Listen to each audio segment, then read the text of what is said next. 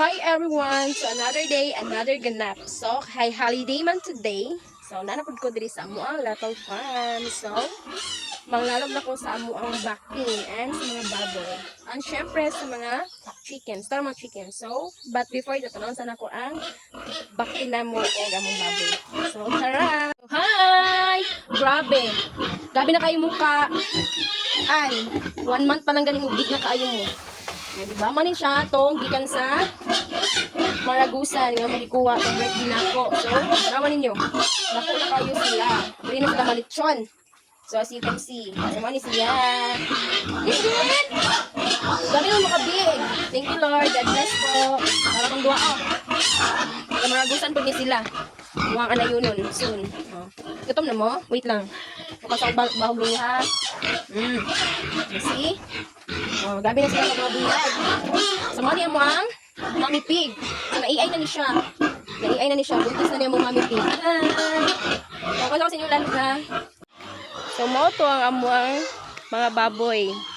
Dako na gid siya. Mga 1 month pa tong gagmay. Tong gika na magikuha sa Maragusan.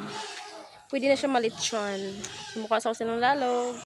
Muna akong ilalog sa katong duha ka yun na growing ni siya. Pero ang ganyan mong Mami Pig, dili na mo nilawgan kay kuan lang ni siya. 2 times a day lang ni siya lawgan. Pero kini sila 3 times a day ni sila lawgan. So, kailangan na nato duha. Hindi na mo, sit na. So big na pud kayo sila. Nagulat lang ni ani nga manguwag ni sila para maupahan na pud ni sila maiay. God bless Lord. Samok na kaya mong Mami Pig pero di sa mo nilawgan kay para dili siya mahilisan kay bago pa ni siya na EI. So as you can see, mamaya na ka magkain na. Bawal ka kasi kumain ngayon para mas marami yung anak mo.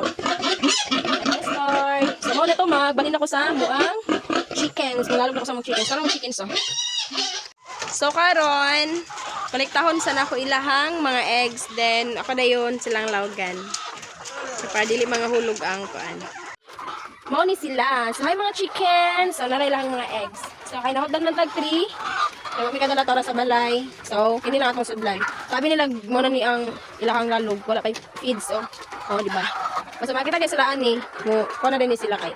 Muna nila ilahang lalog. So, balik ko ninyo sa pag-collection sa mga eggs nila. Tara.